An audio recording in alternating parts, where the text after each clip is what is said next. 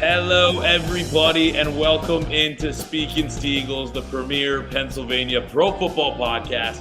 I'm Nick Vete. He's Ricardo Martinez-Paz. We're talking Steelers and Eagles. We're 3 weeks into the regular season. We've got a lot of fun stuff to talk about today. Kind of state of the team, stock up, stock down, as well as kind of looking ahead to week 4 as well. So we're going to dive into all of that. But before we do, Ricardo, I ask you, how are you doing, my friend? Pretty good, I'd say, considering how things ended yesterday with the Eagles. It was an ugly game, but obviously we'll get into that. But hey, 2-1's better than 1-2. So, and baseball's regular season's almost over. Postseason, pretty much. I mean, literally a week away. So, yeah, man, how you doing though? I'm doing fantastic. I'm really glad you asked me, Ricardo, because I see you wearing that Philly shirt right in front of my camera, and I'm doing really good as a Mets fan, as someone who works for the Mets organization. I love the fact that you're wearing that Philly shirt after the Mets just took 3 out of 4 against the Phillies in Citi Field, keeping the Phillies from celebrating the NL East crown in Flushing. I'm doing really well, man. Thank you for asking. Hey, listen, you just delayed the inevitable. It's fine. Hey, it's all good. It's been a fun season. Ricardo and I both big baseball fans as well as NFL football fans. So yeah, it's a fun time to be just really like for us sports fans because we've got like obviously baseball playoffs coming right along, NFL season. It's hard for me to believe we're already going into week 4, dude. This happens every year. Like I feel like the season just started and it's even like crazier this year because of the fact like we both work for, like baseball organizations. You for MLB Network, me for the Mets. That it's like, especially now with October upon us, like in my mind, I'm so aware of what's going on in the NFL, but like to me, like football season doesn't really start until the playoffs end. So it's like an interesting time, but obviously these games are still super important for both of our teams. Yeah, for sure, man. I mean, we go on about baseball, man, but this is just at least for the football side of things. I mean, our team just started off with winning records. That's a good thing. What we expected. So, and I think that we should start with the team that's 3-0 between our two teams, and that's the Pittsburgh Steelers. Which I don't know if necessarily surprising, but they've looked really fantastic in my opinion so far. And I mean, I guess this kind of gets into my first point of what, was kind of to a degree the expectation, but also like following through on it is that Arthur Smith has come in to be this offensive coordinator, and he's really created an identity in Pittsburgh for the Steelers of, hey, we're going to run the football, we're going to possess the ball, we're going to control the clock, and we're going to wear you down throughout the course of a game. Really similar to how he kind of ran his offense when he was the OC in Tennessee with Derrick Henry and Ryan Tannehill. Just kind of like, running an offense and having an identity where they would, essentially just wear teams out. And that ultimately led them to make the playoffs a couple times and even beat the Ravens in I believe one year they were one of the top seeds in the AFC when he was there as OC. And one year they even upset the Ravens. So yeah. I am very pleased so far with Arthur Smith at the helm of the offensive system in Pittsburgh this year. Yeah, man, a QB-friendly system, some might say. I mean, yeah, relying on the run game and, just going off play action and, really making linebackers and defenders kind of hesitate for a second, opening up the second level for receivers to get open. So, yeah, it's so far so good. And I know we'll probably get to this, but Justin Fields has looked, I mean, pretty solid. I mean, especially, yesterday against the Chargers, his best game by far. And man, I know this is again another discussion that Russell Wilson, man, you just keep riding the bench, man. Fields is the guy right now. Yeah, I mean, I think it's a perfect transition to talk about Justin Fields because that's kind of to me the like subset of this like main kind of storyline is how much better the offense looks this year compared to what it's looked really since we started doing this podcast. And Kenny Pickett and Matt Canada were the ones kind of leading the offense. This is kind of completely different. Justin Fields has looked really good so far. And, a lot of it is the fact, too, that like it is that quarterback friendly system. But to me, the biggest thing is he's not turning the ball over. and he's just playing to the system he's in. Like, let's not forget, like Ryan Tannehill looked like a phenomenal quarterback when he was playing in this system. So there's really no reason to think that Justin Fields can't really do the same. And I mean, I don't know if you were able to watch the game at all, but it was on the CBS broadcast, and it had Tony Romo and Jim Nantz. And Tony Romo was really glazing Justin Fields the whole time, talking about, oh, his footwork is so much better. Look at him, how quick he's getting the ball out to his receivers, like almost over the top. But like, yes, Justin Fields has looked really good and really comfortable in this Arthur Smith offense so far. Yeah, I mean, that's a great sign, especially because, Fields going into the season he wasn't the starter. I mean, Russell Wilson was. And then, the whole calf injury happened, and that's held him out. And maybe a blessing in disguise sort of thing. Fields has taken full advantage of that. Just going back on the Tony Romo thing, of course he glazed him. I mean, he does that with a lot of QBs, but I mean, I think he's right in that sense of like, he does look sharper. He does look confident and more comfortable with each game that's played. So, I think he'll only get better. And even, they've had some injuries on the offensive line. The Steelers have, and, a couple wide receivers got banged up here and there, but I mean, he's still, spreading the ball around, spreading the love, and still playing very well. And like you said, he's not turning the ball over. So that's a huge thing for them. Yeah, no, absolutely. And I mean, it's the type of thing, 1 interception in 3 games, like that's what's going to get it done, especially when, you're primarily running this offense off the running game and then establishing the play action and the ability to do that. And man, he's hit some nice throws in these couple of games as well. I mean, that throw yesterday he had to Calvin Austin, he kind of fit in tightly. There's a couple other ones that kind of come to mind yesterday on 3rd down conversions. I think he threw one to Pat Freiermuth that may have been called back for a penalty yesterday. That was a really nice throw. I think, too, to the game in Denver 2 weeks ago, he like scrambled out of the pocket and hit George Pickens on like a beautiful throw on the run, but it was called back for a penalty. Would have been their biggest play of the game. So he's really kind of looked the part and not just kind of like dinking and dunking, also kind of hitting some chunk plays when he needs to. So it's been a pleasant surprise for sure. And I guess it kind of begs the question of like, what's the next step once Russell Wilson is healthy? Because like until kind of proven otherwise, like Justin Fields is doing what you need to do to win. And I guess this kind of gets to the next point I want to bring up is like this defense looks as good as it's looked, and really the Steelers haven't had a bad defense in the past 5 years plus. In this, I guess, era of the Steelers with Cam Hayward and TJ Watt, like they've always been good. But this defense has been kind of playing at next level. It's exactly sort of what we saw them last year, but right now they're healthy. And you've seen the impact of additions like Deshaun Elliott and like Dante Jackson and Peyton Wilson, who they drafted this year, Patrick Queen, who they signed this year. I think, Cam Hayward was the one who, I don't remember exactly what he said, but he said like today, like this defense is like a buzzsaw right now. And they're firing on all cylinders. The Chargers had -5 yards in the second half yesterday. Like that's insane. That's insane. That's not a real statistic. And that's the level that this defense is playing at. So when you have that and Justin Fields is kind of running the offense enough to where, you're scoring 20 points yesterday, like there's no need to rush to get Russell Wilson back in there. I'd keep riding Fields until, there's a reason to otherwise. Yeah, I would definitely agree with that on the Fields. And I mean, the Dolphins have also been rumored to be interested in trading for Russell Wilson potentially, but again, that's more of a down the line sort of thing. But I mean, Justin Fields is the guy. But going back to the defense, I mean, they've allowed 10 points or fewer in 3 straight games. I mean, 6 against the Broncos in Denver, by the way. Yeah, actually, the first one was also in Atlanta. So I mean, granted, Kirk Cousins was kind of on one leg for that entire game, but still, I mean, this defense. I think it was Deshaun Elliott who said this is the best defense I've ever played with. I think I read something like that. Like, I mean, and he's also leading the team in tackles.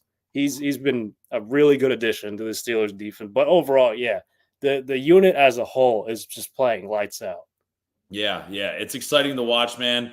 And it's led by TJ Watt, dude. I mean, like even yesterday in the game, The broadcast pointed it out. The Chargers were just chipping him and putting double teams on him literally all game. And the one shot that he got against Joe Alt one-on-one late in the second half, when you really needed him to come up big with a sack, he went ahead and beat him like it was nothing, man. I mean, and I even want to ask you this, since Aaron Donald retired prior to this season, there's a void for the best player in the NFL.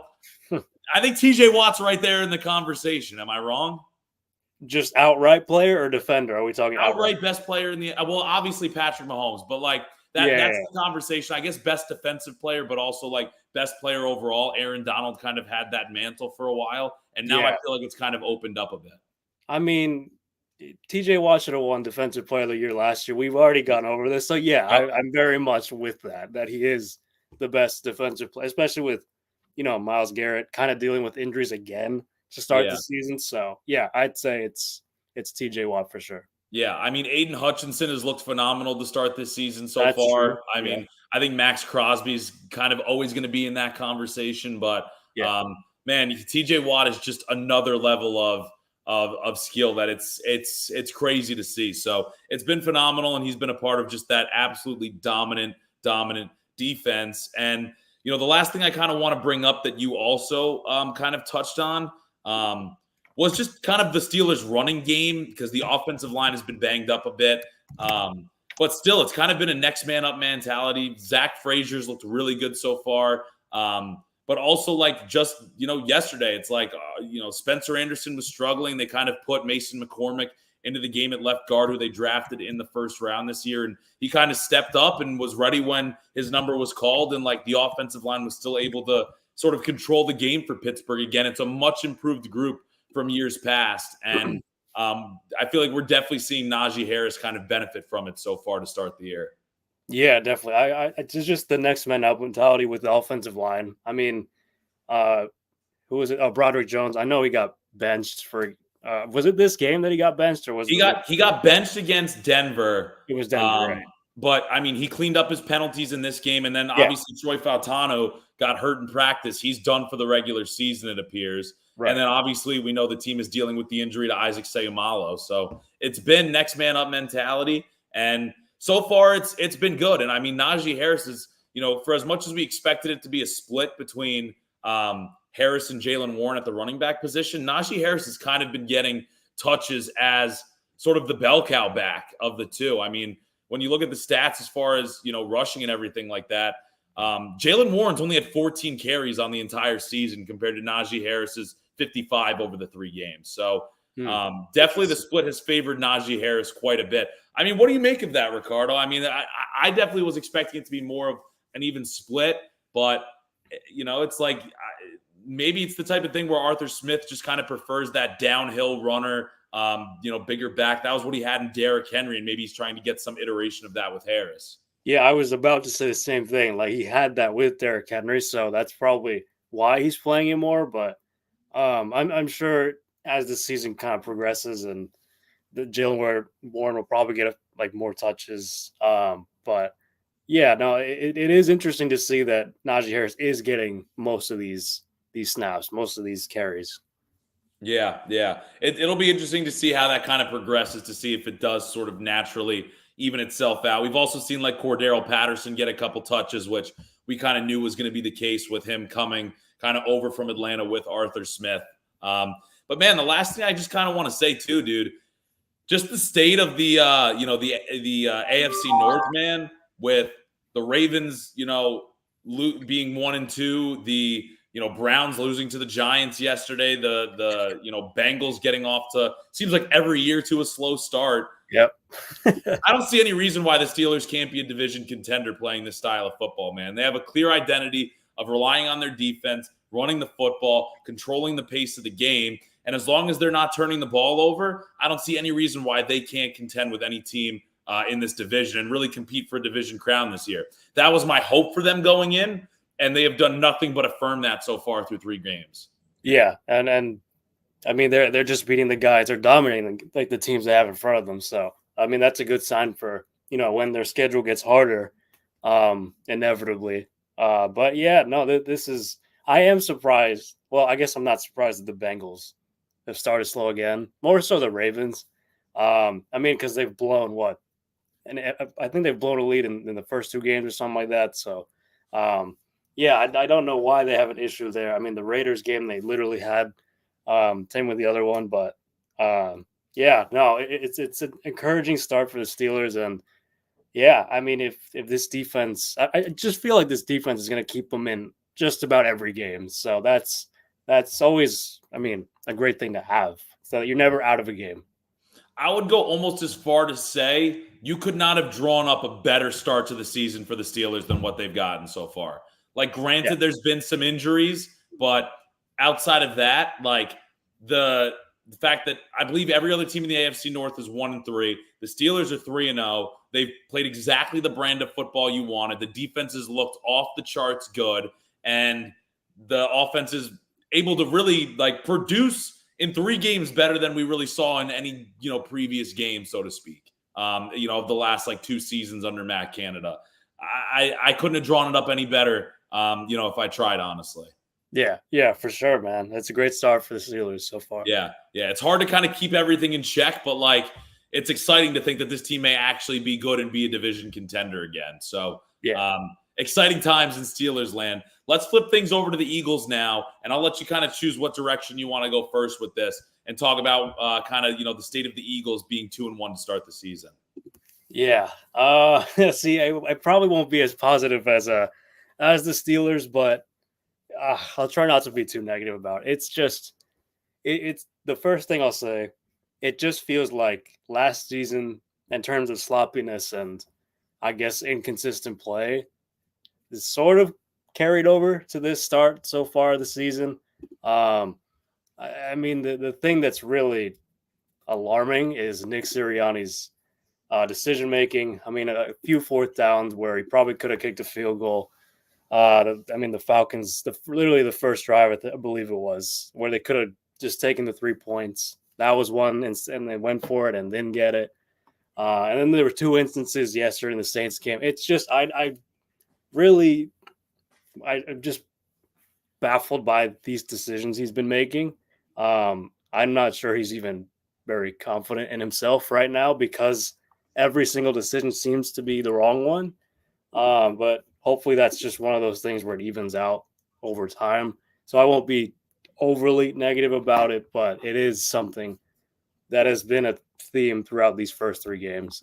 But yeah, it's just the other thing that doesn't help with that is, Jalen Hurts kind of being too turnover prone, and he's had 19 interceptions since the start of the last regular season, which is the most in the NFL. And then on top of that, he's already leading the league in turnovers, 6 already in 3 games. So I'm not sure why that's the case. I mean, other than the fact that he's being a bit too nonchalant with the ball, he's kind of keeping it, or he's not being as careful, I guess, in terms of, and as decisive, I should say, when it comes to making throws, and a little too loose with the ball when he's running with it. He's fumbled twice and lost them both. So that's something, I guess these 2 things are they really need to be cleaned up. Again, it's still early. But it's kind of carrying over from the season prior, and I'm not really sure how to get that taste out of the mouth, if that makes sense. No, I get you for sure, man. It's like with just the collapse of last year, that's actually probably a perfect way to put it, is like get the taste out of the mouth that like, hey, this is a new season, this is a new team. But it's like when some of these things are still on Nick Sirianni and he's not running the offense and he's not running the defense and he's just kind of the overseer of making some of these in-game decisions, like it gets pinned back on him. Obviously, he's not the one throwing 4 interceptions and turning the ball over 6 times. That's got to fall on Jalen Hurts to a degree. But when there was already kind of questions of Nick Sirianni and he was on the hot seat kind of to a degree coming into the year, like these things do kind of compound on themselves. And like, yeah, they're going to need to even themselves out, like you kind of said, over the course of the year. But it's like, what happens if they don't? And then who kind of falls on the axe at that point? So it's interesting to kind of keep an eye on it. Like so far, they've kind of been able to manage it and still find ways to win these games. Obviously yesterday against the Saints, and they were a Saquon Barkley dropped pass away from still finding a way to beat the Falcons. So it's not the worst case scenario, and it's also helped them with the fact that Washington and the Giants really aren't real contenders, and Dallas has kind of shot themselves in the foot to start the season, where it's even though they're not playing the most crisp form of football, they're still in a fine spot to kind of start the year. But it is, it is the same issues you saw at the end of last year. Yeah, and the other thing I forgot to say is the defense.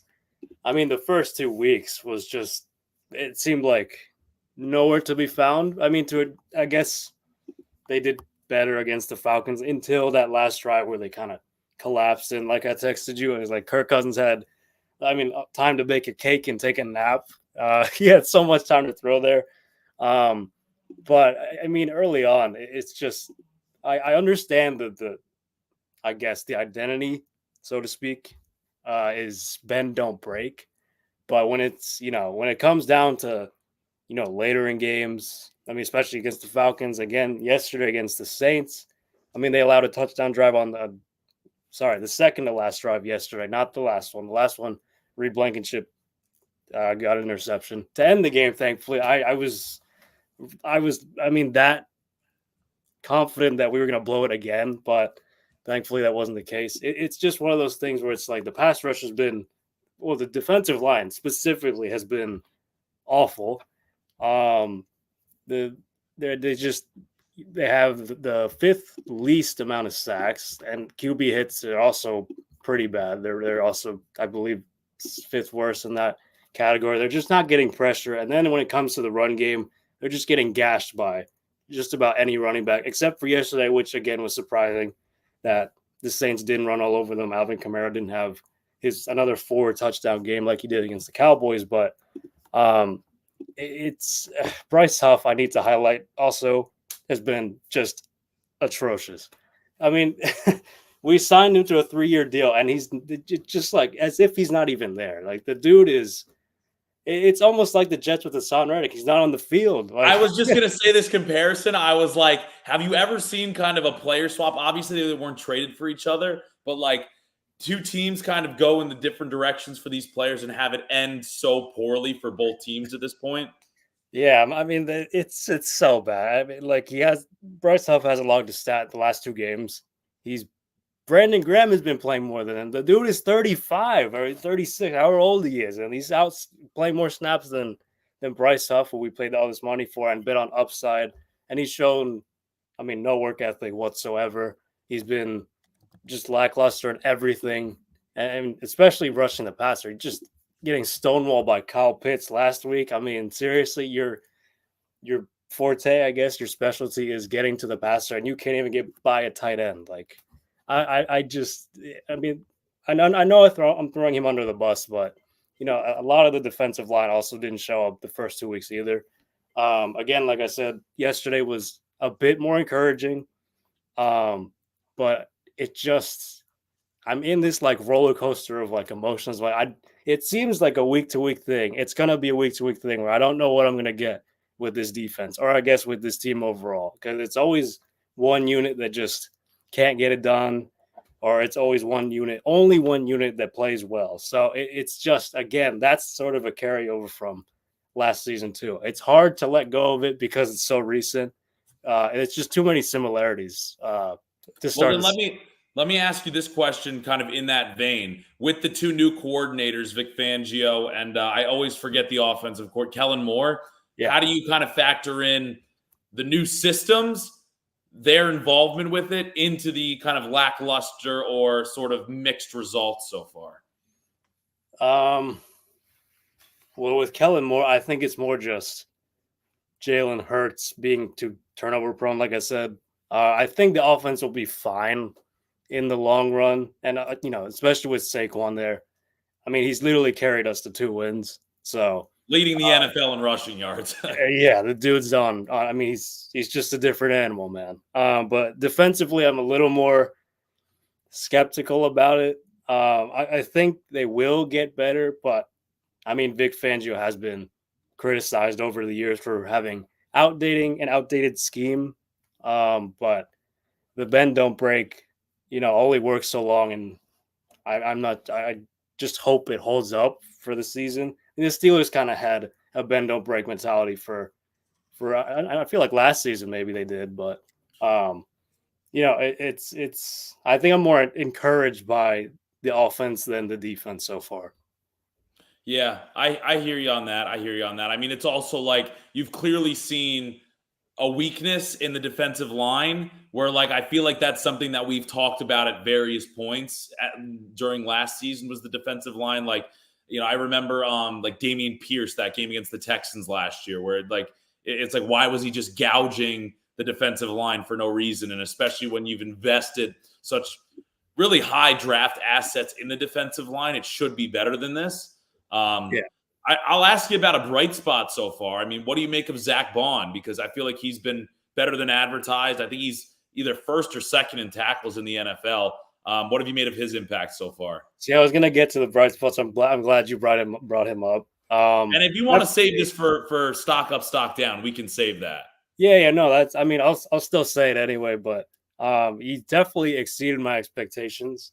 I mean, I feel like we haven't had a linebacker that kind of is everywhere on the field since Michael Kendricks, maybe, which is, I mean, now years ago, it feels like. I mean, you could say TJ Edwards too, but I was going to bring up TJ Edwards, but I feel like it was such a flash in the pan one season, and I feel like he's been better since he left the Eagles too. Yeah, I feel like Zach Bond's also a little more athletic than TJ Edwards was, so just not quite as athletic as Michael Kendrick was, but still, yeah, he's definitely been one of the bright spots. Quinyon Mitchell also has been amazing. He's so far living up to, where he was drafted. So, I mean, he looks like he belongs. So, and he plays within the edge too. So, it's not all doom and gloom. It's just, it's just been so inconsistent and kind of ugly to start the season, but kind of just take the wins when you can get them. So that's what matters ultimately.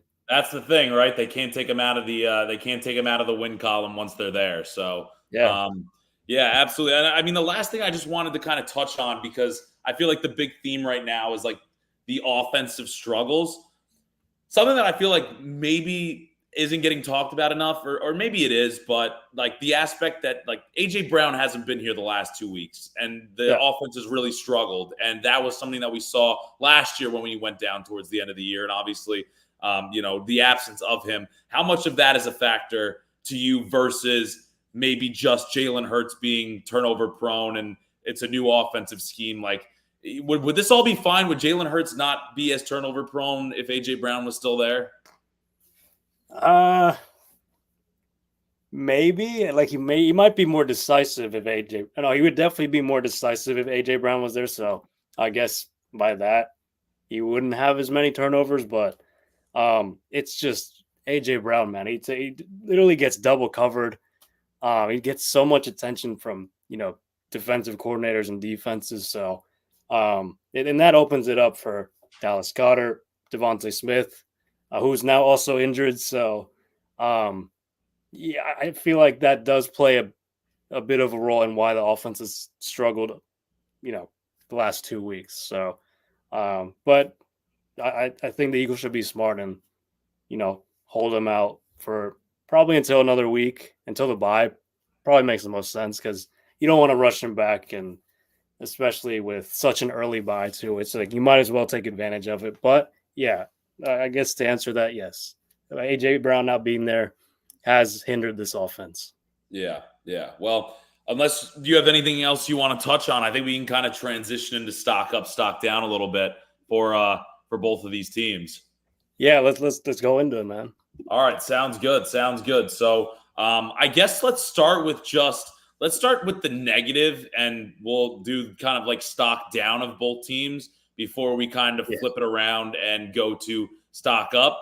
I guess I'll start with the Steelers. I'll give 2 stock downs on this one. I guess I'll do one on – it's hard to give anybody one on the defensive side of the ball, so I guess I'll just stick on the offensive side of the ball. My first stock down is just going to kind of be like the wide receiver room, maybe except for George Pickens. not even really because it's like their fault, so to speak, but I feel like it's just like nobody's sort of stepped up and assumed that wide receiver 2 role. Like Scotty Miller's gotten a couple touches. For Calvin Austin, it was nice to see him get the touchdown yesterday. It's like Van Jefferson like looked so good in preseason, and he's like been a non-factor so far. Right. And obviously Roman Wilson's been hurt, so I mean like that's kind of out of the question. But I feel like this is sort of something where it could rear its ugly head as we kind of go. And if teams are able to just kind of lock down George Pickens, this could become more of a problem. It's been nice that Pat Freiermuth has kind of been a safety blanket there for Justin Fields. But this is something that I feel like could eventually rear its ugly head, if somebody doesn't kind of step up into that wide receiver 2 role sooner rather than later. Right. I mean, this is where you expect Pickens to kind of be that guy. He just it hasn't quite happened yet, but maybe it's just he's still getting used to the system. I don't know. But I don't know. For some players, it takes a little longer than others, but I feel like he'll be fine once it's all said and done. But it is a little surprising that he's been having a slow start. Yeah, and then I mean, there's nobody else that I really want to give a stock down to, man. This team has been playing so well that it feels like it would almost be like hitting low-hanging fruit to give someone else a stock down. But if I have to, I guess it would kind of be to Jaylen Warren, like I said earlier. Not necessarily even his fault, because he's such a good team player, and you haven't heard a word out of him, even when he's not getting a ton of touches. But I mean, just the fact that it's just the fact that he hasn't gotten the opportunity, so the numbers haven't really been there yet. But I have full faith in him, and I do feel like I'm hitting a little bit of low-hanging fruit by giving him a stock down. Yeah, I mean, it makes sense. But yeah, I mean, it's kind of tough to give him that, but I'm sure he'll get better, or at least be involved. It's like what you said earlier. Like, it'll balance itself out as the season kind of goes along. Yeah. All right, so what do you have for Eagles stock downs? Stock down. Oh, that's funny. I didn't actually put one, but Jalen Hurts is in there for sure. Yeah, he's definitely in there. I mean, just for the turnover's sake, and I'm not going to use the AJ Brown thing, him not being there, as an excuse. He has to be. Jalen Hurts has to be more decisive with the football. He has to be, just more careful with it. He can't just be throwing it into double coverage or across his body and be playing hero ball like every single play. It's just, give whatever the defense is giving you, sort of thing. And just do that. Like, I don't know. It feels like every single play, or almost every other play, he's just trying to make something happen, especially when nothing's there. So he's just got to scale it back a bit. He's just got to keep. I don't know. I mean, Kellen Moore's got to hold him accountable. I'm sure he holds himself accountable too. But for now, I'll give him a stock down. Okay. I mean, I think that's fair. I mean, it's the type of thing where it's he's just got to be more careful with the football. Like, you can't be leading the league in interceptions, especially when you've kind of talked about how this defense is still kind of figuring itself out a little bit. So you can't risk giving away games because you're giving away the football. So I think that's totally valid to give him a stock down. But it's like the quarterback play could be worse as well. Yeah, that is true. But I guess I'll switch it over to the defensive side. I already said his name, Bryce Huff. I don't think I need to say more about it because he has been just awful. I could throw the whole defensive line under the bus right now. And yeah, it's just been the only two guys who've really played well so far on the defensive line, Milton Williams and Brandon Graham. Everyone else, especially with the likes of Jordan Davis, who, again, you would expect to take another step forward, another leap. Same can be said about Jalen Carter. But again, yesterday, encouraging signs.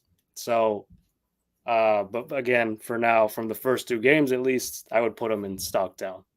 Yeah, no, I think that's fair. I mean, it's the fact that when we talk about this defensive line coming into the season, you weren't saying the names Brandon Graham and Milton Williams as kind of being your main playmakers on that defensive line. And the fact that they've been the only two that have really played up to the expectations set for them is certainly concerning. And it's a sign for everybody to step up. It's like Jalen Carter and Jordan Davis, like the 2 first-round picks have to be better. Like, Nolan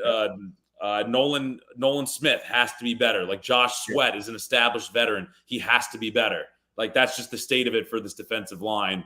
If they want to have success in that aspect, it's these guys that kind of have to step up and play to the back of their football cards, so to speak. Yeah, for sure. So we'll switch over to more positive stuff and do stock up right now, and we'll switch back over to the Steelers. And I'll start out on the offense this time, and I'm going to give the stock up to the kind of young guys up front, and that's Zach Frazier and Mason McCormick. Mason McCormick coming into his first action yesterday, and Zach Frazier just kind of stepping into the center role, and he looks like he's going to be in there for the next decade, man. He's looked fantastic so far. Mason McCormick has, really came in and really kind of didn't miss a beat and was ready to go. And I'll also give Broderick Jones a little bit of love. He had an obviously really tough game against the Broncos when he got pulled after like 3 penalties, but came back yesterday, didn't have any penalties, played a pretty clean game. And the right tackle spot's going to be his the rest of the season now that Troy Fatanu's out. So, it gets a little bit more thin along the tackle position, and a lot's going to be asked of Broderick Jones, and he looked the part yesterday. So, giving a stock up to those 3 guys on kind of the offensive side of the ball. Yeah, I mean, you were really high on Zach Frazier, right? So huge Zach Frazier guy when he was coming out. He was the first player of anybody that I looked into of like who I wanted the Steelers to draft that I was like, okay, this is a target that I hope the Steelers can kind of go after. He's my new favorite player, if I'm being completely honest. Man, the fact that you put him in the stock up, I mean, that says a lot. I mean, you already loved him anyway, but yeah, I mean, you got to give the guys up front some love, especially when it's, the rookie were filling in for injuries and Broderick Jones bouncing back. So that's encouraging stuff to see. And I guess that also kind of shows maybe that the Steelers' offensive line depth is better than it has been in recent years. Absolutely. So, yeah. Absolutely. So that's, again, another encouraging thing.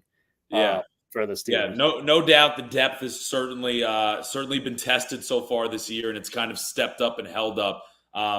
And as soon as I get a permanent address again, I've been crashing at family and friends' houses since I started this job, my new job back in June. Once I get a permanent address, I'm buying a Zach Frazier shirt off of Amazon. So you should. Yeah. big fan of Zach Frazier here. And then the other person I kind of want to give a stock up to, as far as like the defense is concerned, is DeShon Elliott. He's looked phenomenal. You alluded to it earlier. He's leading the team in tackles. He's another guy that when we signed him in free agency, I didn't know a ton about him except for the fact he was a former Raven. But, when he came in and gave that press conference and kind of pointed at the Steelers logo and said like, this is the team that I wanted to play for, and talked about the mentality, he's led the charge and completely emulated that on the defensive side of the ball, leading the team in tackles. He has an interception on the years and has really been kind of a force on the defense so far. So he's playing some of his best football and playing on a phenomenal defense, and to see him kind of flying around has been great. Yeah, and he's loving it, man. So, I mean, just to see that he's thriving is always a great thing to see. And I just, hope that keeps up the whole season, because Is he playing more like a hybrid role though? Or is he just like up at the line of scrimmage a lot? It's a little bit. He's playing a lot up around the line of scrimmage, and in part of that is because they've been able to also deploy DeMonte Casey in kind of more of a traditional safety role. So it allows kind of DeShon Elliott to roam a little bit more. But honestly, this Steelers secondary is just best when all 3 of those safeties are healthy and playing well. And I mean that's kind of been the case no matter who that sort of like traditional strong safety has been, whether it's been, Terrell Edmonds, who actually was just brought back recently to the Steelers, or, whether it was last year when they had Keanu Neal. But like just when they have kind of all 3 of those safeties, that's kind of where I feel like the Steelers secondary kind of performs at its best and takes some of the pressure off of, the corners in a sense as well. So, the Steelers defense, man, has been playing great, and it's on all 3 levels. So it's been a lot of positives. But about 40 minutes in now, I think we should kind of change directions and kind of look ahead to week 4 already on the docket. And let's start with the Wait, Eagles. hold on. Yeah, no, do you have something else you want to I add? was gonna say I need to do my stuck up real quick, and Oh my gosh, I completely forgot. My bad. Go ahead. No, you're good, man. I kind of already mentioned their names. Quinyon Mitchell, kind of playing like he belongs. I'm just gonna go through the list because I've already said their names, like I said. So Zach Bond, also you mentioned him. I'm glad you brought him up, and yeah, I was gonna bring him up in this anyway. So yeah, he's been playing really well, just all over the field. Really leading that linebacking room. Excuse me, the linebacker room. So, yeah, so it's encouraging to see it. I hope that keeps up. And then Saquon, I don't know if I can give him one, but I kind of when a guy is this good, it's like, do I give him a stock up? Like, we already knew he was this good, but I guess I have to because he has won us games. So I'm gonna throw him in here too because he's just been so good, even when there's nothing there. If he's running into a hole or like just a wall, it seems like he just creates something out of nothing. So yeah, he's a special guy, special running back, man. He's fun to watch.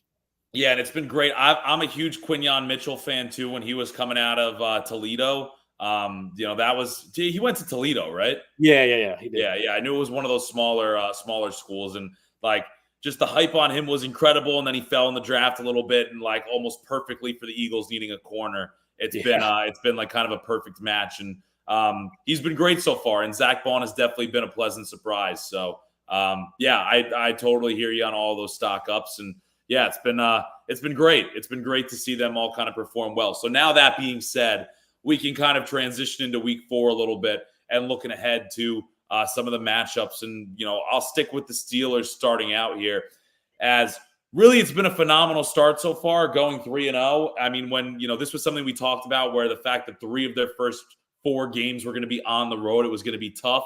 And they have a chance now going into Indianapolis. Even if they were to lose this, I think taking 3 out of those first 4 is phenomenal. But just with the way that Indianapolis has played so far, and how good the Steelers have looked, it's the type of thing where the style of offense the Steelers played can play in any setting.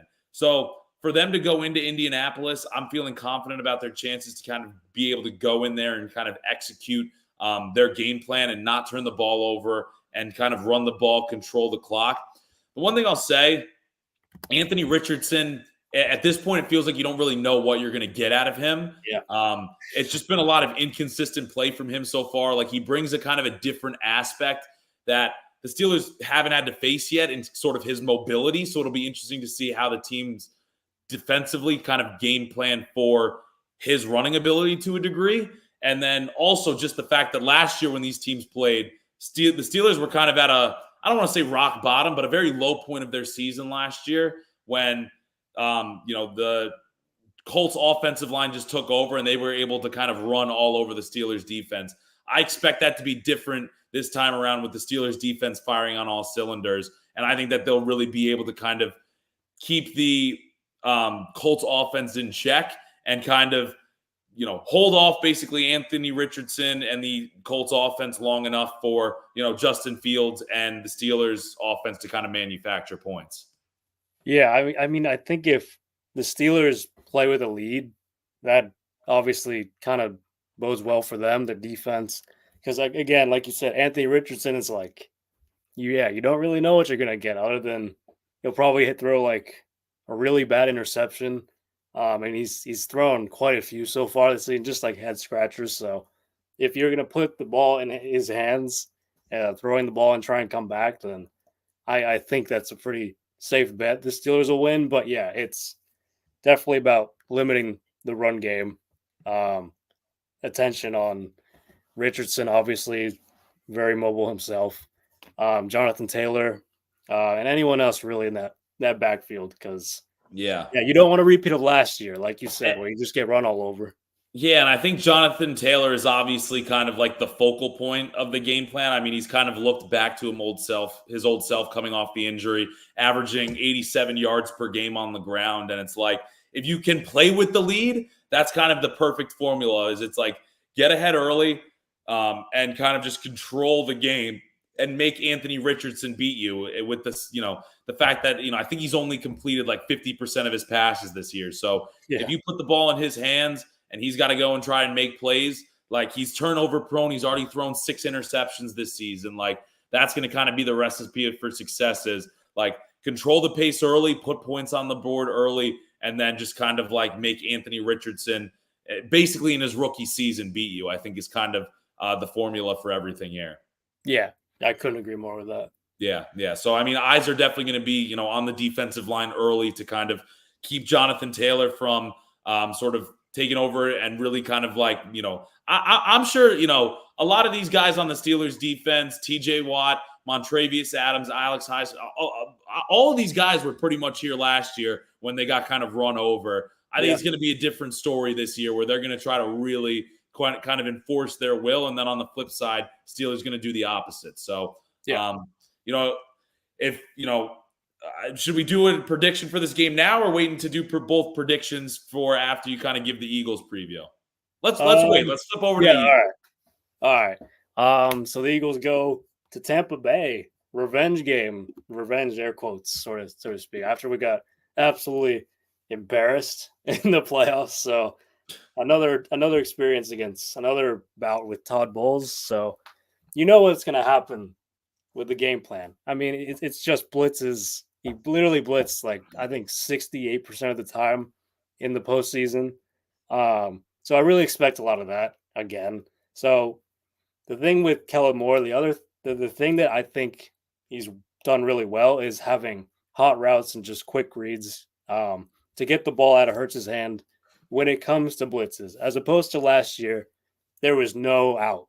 It was like he's just throwing into and praying at that point. But now there are safety valves in these plays.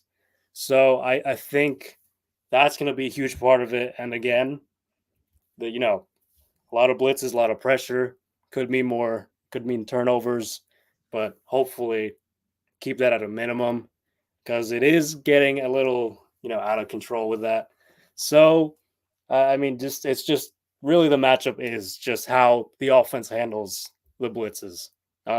If they pick them up, they have the hot reads, they hit them, they're fine. I think they'll stay in the game. But if they don't, it could be another, lopsided sort of game, which I really hope is not the case. It's true.